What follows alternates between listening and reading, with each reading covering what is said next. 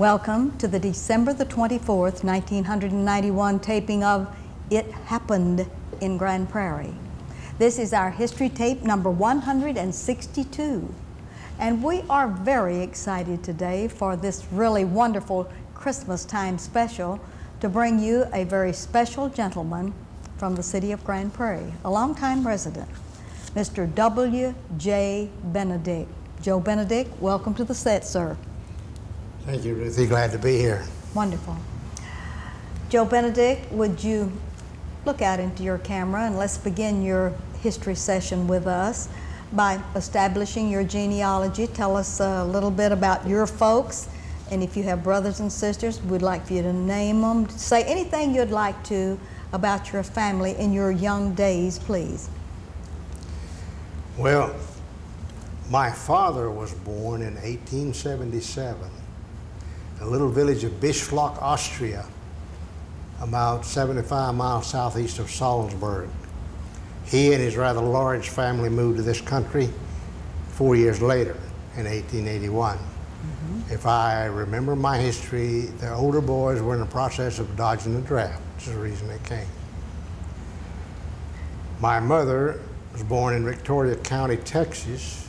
She was a Texican. That is, her people were in Texas prior to the Revolution. She is a descendant of John Sevier, first governor of Tennessee, and her maiden name is Sevier. Would you give us your father's full name and your mother's full name? Father was Joseph John Benedict. My mother's name, Elizabeth Louisa Sevier. Okay. Did they have any other children other than Joe Benedict? Yes and no. All right. I am the last of my father's children. There were 4, 5 others than myself. Only one lived beyond birth, and he died when he was 5. But I have I had an adopted brother who has since passed away, and I have 2 half-brothers my mother bore into my stepfather after my father died. What brought your father to Texas where he could meet your wonderful mother? I guess probably the kindest word I can use is he was an adventurer. Yes. He had worked the timber fields in California. He had run a garage, and his family settled in Joliet, Illinois. That's where he was reared. He'd run a mechanic shop there for a few years, but then he decided he wanted to wander the country. He came, remember, from a culture where a man did not marry until he had established himself in a trade and owned property. So he was 41 years old when he married my mother, and she was 21. I see. All right, and he met her in the Victoria area? In the Victoria area, in a little town called Refugio, which is in Refugio, the capital city of Refugio County. They married there, and because he had been in the area of Kerrville and loved the area, which is the hill country of Texas, they moved there, and he built a home there for us. He was a jack of all trades and master of several. Yes. He was a master painter. He was an automotive mechanic. He was a first-class carpenter. He was well skilled in a number of trades. He passed away when I was 7 years old. I had not, no, wait a minute, 8 years old, because he died just a few days after my birthday, on my 8th birthday in 1930.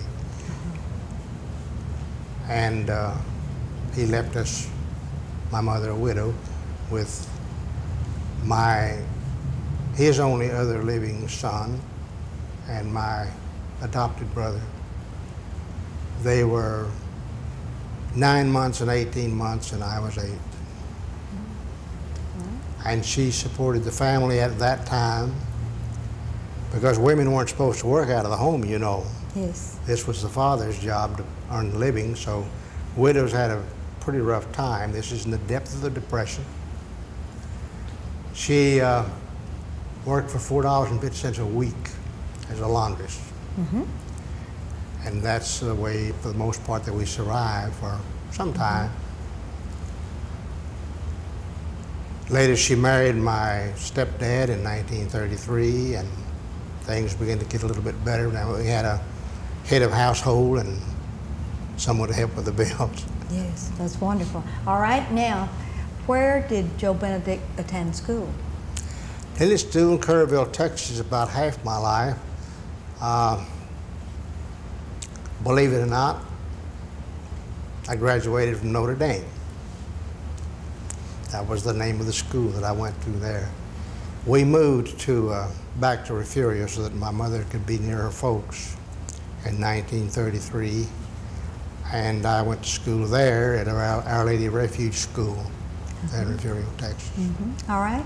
In all of your schooling as a young man, was there any particular teacher or any particular person that had a great influence over your life outside of the family circle?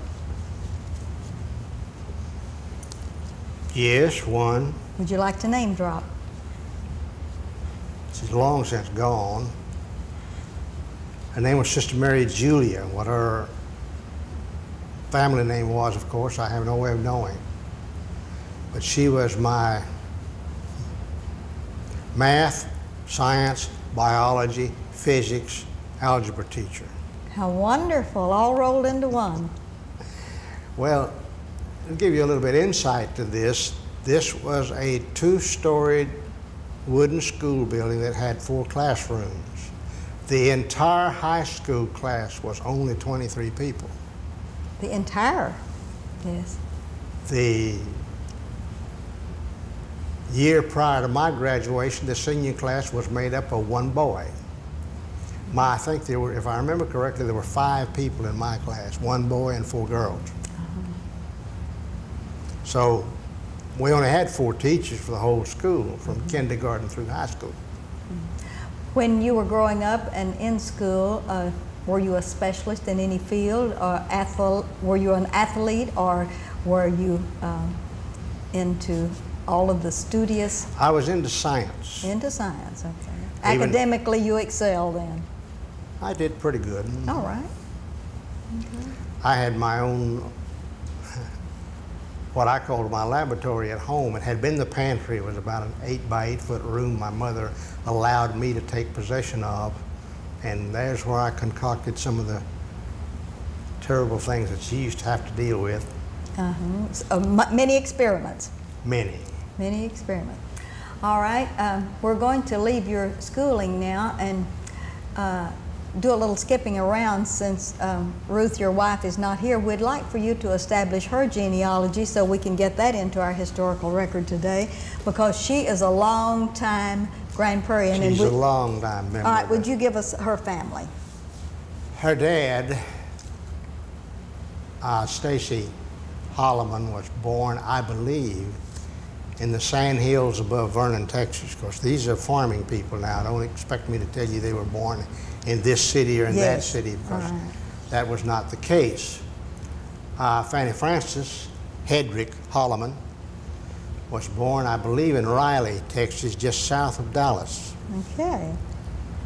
And they married, I don't know how old he was at that time, but they married, she was 15. She was 15, okay. And Ruth is her next to the youngest child and the only daughter. Your wife's name is Ruth. Right. All right.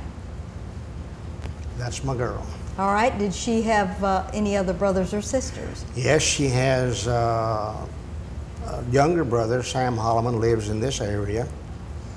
The oldest brother, V.C., lives now at Freeport. The middle brother, Vernon, is deceased. All right. Does she have any younger sisters or? Myrna Peoples is her younger sister. Okay, so that gets the entire Holloman family. That takes care pretty well of the whole crop. Yes. Now, I know that Mrs. Holloman right now lives in the Burbank Gardens area. Right.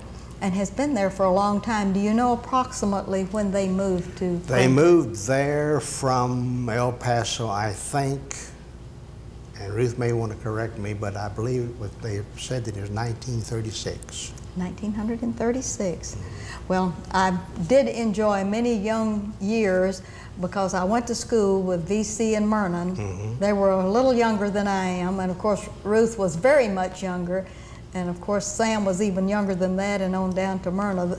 They were very much younger, but we all attended the Idlewild, Mountain Creek schools and went on up to Jefferson and so forth and so on. So, How many of your interested watchers know where Idlewild is? Yes, not many The building, of course, is still there. Yes, and did you know that there is an Idlewild Street, the street that runs in front of the Eye Care Center and the Industrial Catering and the Elks Lodge, that is Idlewild Road, and that behind the Elks Lodge is the old school, the old Idlewild School. That's part of the old lodge. All right. Now, we brought you on particularly today to get all of this good stuff about you, but you have a lot of history in the Joe Benedict line. First of all, this year we've celebrated the 50th of Pearl Harbor. Right. And you were into some of these things. The 50th anniversary of Navy Dallas, the 50th anniversary of North American Aviation when they first moved into their building, and also the 50th anniversary of Avion Village, a very special village here in Grand Prairie, Texas. Now, along with that, what brought Joe Benedict to this area from Refugio and from Kerrville and down in that area? I have you in school down there. Now let's get you from school to where you were going from there. Indirectly, what brought me up here was North American Aviation. All right. And I will give you the story as briefly as possible. I finished high school in 1940. And what school was your high school? It's all I've already given, Our Lady of Refuge. Oh, that was it. That was it, okay. I finished school there in, of course, May of 1940. September the 21st, 1940, I enlisted in Uncle Sam's Army and went to Fort Sam Houston, Texas. All right. Where I was trained for some period of time as a radio operator, among other things. In June of 41, I transferred to the Army Air Corps at Kelly Field, spent 6 weeks training to be an air controller, and I and 2 other of my cohorts were sent to Hensley to take over the first control tower that Hensley ever had. At Hensley Field, which is adjacent, now the Naval Air Station. Just west of the Naval Air Station. Well, in essence, at that time, they were one and the same. I see. The Naval Air Station were tenants of the Air Force at that time. Of the Air Force, before it was transferred over to the Navy. Yes. Those that came first did not get to be the real owners of that. That's then, true. did they? In Hensley Field. When you moved into Hensley Field, what all was on the base at that time in about 1940-ish? One hangar, the new control tower. And where was it located? Ooh, that's difficult to specify. That was it near down. the hangar? Yeah, it was near the hangar, but the old hangar's not there anymore now. Nor is the old control tower? In fact, it's been changed 3 times. A gentleman called me the other day after the story in the paper that you referenced there. I've forgotten his name. I wish I hadn't, but he is on the board out here at the Grand Prairie Airport. And he was in the control tower in the 50s, and he remembers when the old one was torn down and the new one was built. I see. We had a long chat. We may have to pull that together on our history show, mightn't we? You might have to. Yes, I'm I have sure a list of everyone that's on boards and commissions. He would be an interesting addition because he does remember that period of time. Right. And were there any barracks or any kind of clubhouses or Tents. anything else out there? We stayed in tents. In tents? Oh, yeah. How many people were on the base when you came out there as a control tower operator? I would say probably no more than 35. 35 people on the whole base of Hensley Field? On the whole Air Force, I want to say Air Force, and it wasn't the Air Force yet. It was the Army Air Corps, but probably 35 of us. Now, the Navy had personnel down there. I have no idea what the Navy had at that time. What kind of, did you have more than one runway? Was it the same as it is now? Had two. Had two runways. The long runway we normally use now that goes way out into the lake was actually our shortest then. Mm-hmm. It was only 3,001 feet. Yes. The one that we used the most, for at least for heavier traffic, started right where the LTV property meets Jefferson Highway and Hensley, and the naval station, mm-hmm. right in the northeast corner, so to speak, northwest corner, so to speak, okay. And ran diagonally down to just where the naval station is. In fact, it ended in the lake. There was a time when we could land amphibian aircraft on that lake, and we did. Oh, and you did? Mm-hmm. Good. I'm so glad you documented that. I had not realized that we had... I think it was very rarely done, lasted only for a very brief period. You'd have to talk to someone from the Navy at that time, yes, to really know. The only reason I knew is I had to, in the process of controlling traffic, I had to be able to designate whether or not the craft landed on the lake or on the mm-hmm. runway. Mm-hmm. What were your hours as a traffic controller at that time, and was there more than just Joe Benedict in the control tower? There were three of us, myself, J.D. Blaney, and Kenneth Blaney and J.D. Henderson. Uh-huh. I don't know where Blaney went from there. He left about the same time I did in April of '42. Henderson left,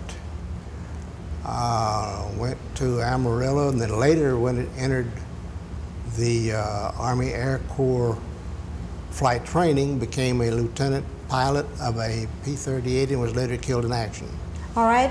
Did you operate in that control tower 8 hours a day, 24 hours a day, or what? 6 on, 24 off.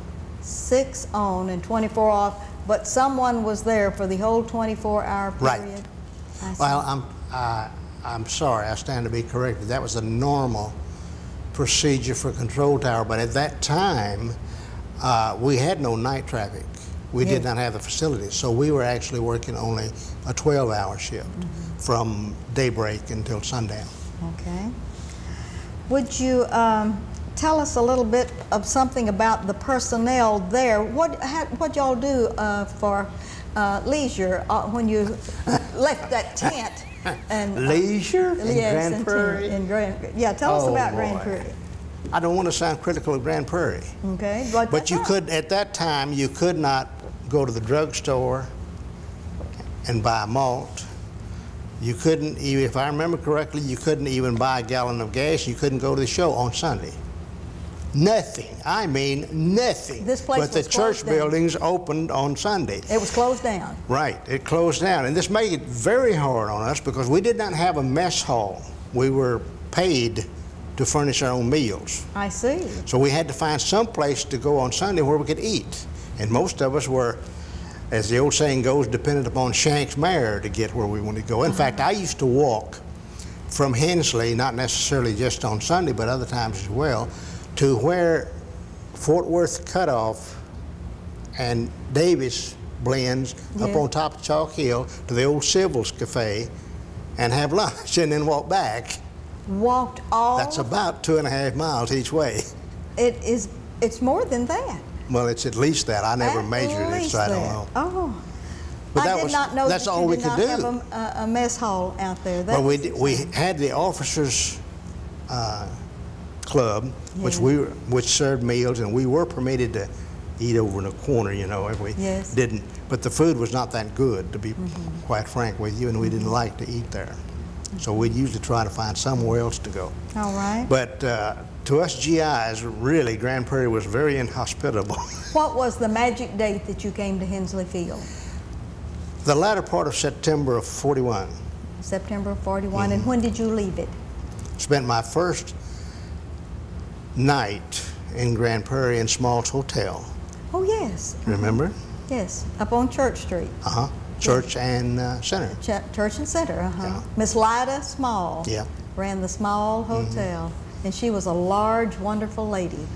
I, as the saying goes, rode my thumb from San Antonio up here. Up to here. They paid me to buy tickets, and I chose to save the money for other purposes. And so you hitchhiked all the way from San Antonio to here. All right, how did you meet Ruth Holloman?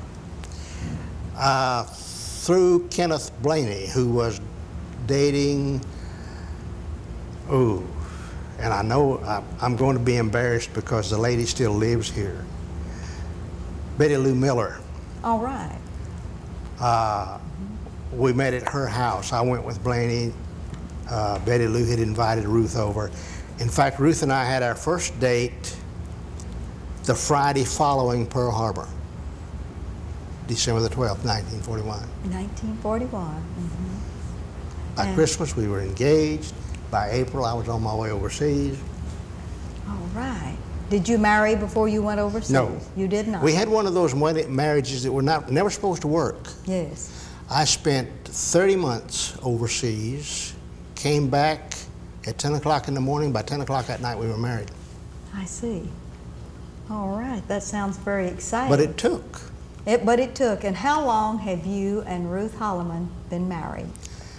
Well, since 1944, almost 50 years. Almost 50 years. And tell us, the viewing audience, if you have any children, and I'd like for you to name drop and their spouses, and name drop any grandchildren that you have. You don't have the Let's get that time. into our record. Yes, we do. I had 2 children. The oldest is a son, Ron. Mm-hmm.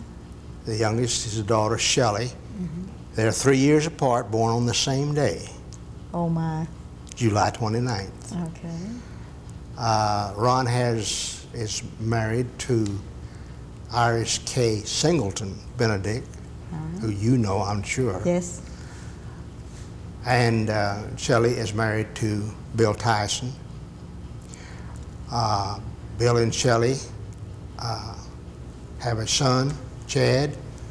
Ron and Iris have a pair of twins, Jared and Matthew. Okay. That's the crop. All right, and Iris and the twins live where? As of now, in Keller. In Keller, Texas. They have been everywhere else, but they're now in Keller. In Keller, Texas. Oh, that is wonderful to have your grandchildren so close by. After 20 years, it's nice. You have everything within a 50-mile radius here, don't you? Oh, that's good. All right. After, I want to talk a little bit about your military. After you went from Grand Prairie, Texas, in your Hensley Field, where'd you go? Well, in your military life. Understood. Briefly, just for passage through Washington, D.C., West Palm Beach, Florida, and then to Central Africa to support, after all, I'm communications, air controller, to support the airline that ran from the Gold Coast, West Africa, over to Khartoum and Eritrea. And you almost have to have a map to know where those are. Yes. I have to be careful because some of the names have changed. You know, a lot of the countries that I knew are not there. Well, they're there, but they go by different names. But anyway, I went from there. Finally, I spent a few months in a little village in the Sudan, but spent most of my time in one of the largest cities of northern Nigeria, Kano, Nigeria. And then coming back to the United States, were you there when the war was over? No, came back earlier. Came back earlier. Came back in '44. Came back as far as Puerto Rico. And then after about 20 days in Puerto Rico, back on to Miami and then home. I did not get sent directly home. This was a little bit of a sneaky deal on the part of the military. Legally, they could not send me, and the boys that were with me, there were about 12 of us that had been over there a very long time, and they wanted to get us home, and the situation would not permit that. They were not allowed to transfer us back to the States. So they transferred us from the squadrons we were in to the headquarters squadron at Accra, Gold Coast. We had to stay there long enough to establish the fact that we were a part of that squadron. Then they transferred us to the squadron in Puerto Rico. We had to stay there 20 days to establish the fact that we were part of that unit. Transferred us to Miami, which was the headquarters for the Caribbean area, not stateside, Not but stateside, the outside. Caribbean, huh? And we had to remain there long enough to establish residency, shall we say, in that unit, and then finally we were transferred into the States. So it had to be a step-by-step thing in order to make it legal. When you got out of the military and you and Ruth married, what did you decide you were going to do for a living?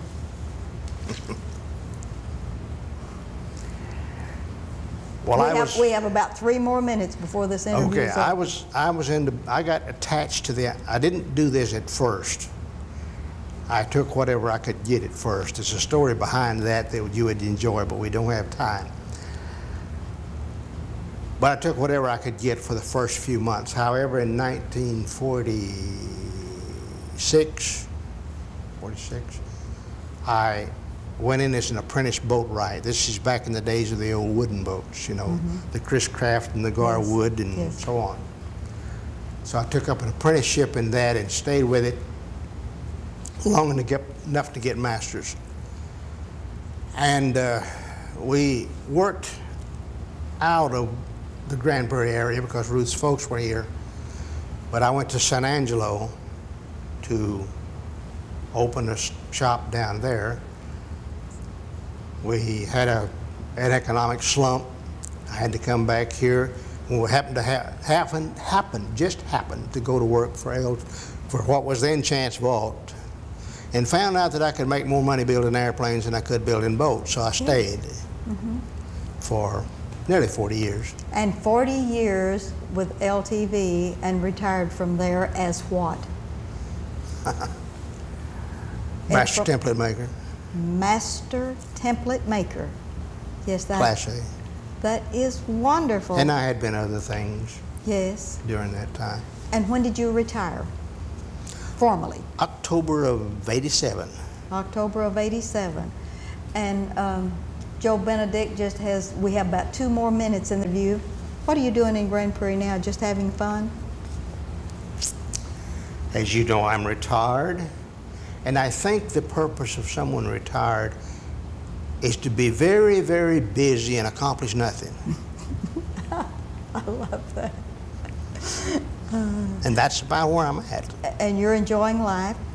Yes. Do you have any special interests now other than maybe your grandkids?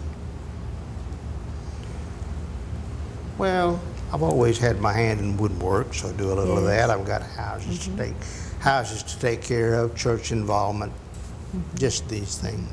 I know as a past elder of the church at Burbank Gardens, you had quite a lengthy record of service there. So between church and having fun and doing houses and keeping your retirement up, as the man said the other day, I went to the doctor and I got real bad news, and they thought it was cancer. And he said, no, it's not anything like that. He says, I'm going to live to be 100 and I don't have enough money to last it. That's one of our worries. That's one of our worries. And Joe Benedict, it's been wonderful to have you on the show today. It really has, and thank you especially for documenting early history of Hensley Field, because the Navy Dallas celebrating their birthday, we're going to find out about the birthday of Hensley Field. And I met Mr. Hensley, or Colonel Hensley's son, at the birthday party for Navy Dallas, and we need to do some more documentation on that. Good. And thank you for your contribution to that. Thank you. Appreciate you very much, and tell Ruth if she wasn't a coward, she'd have been here with us today. Thank you. And this is Ruthie Jackson reminding you that history is as we live and do.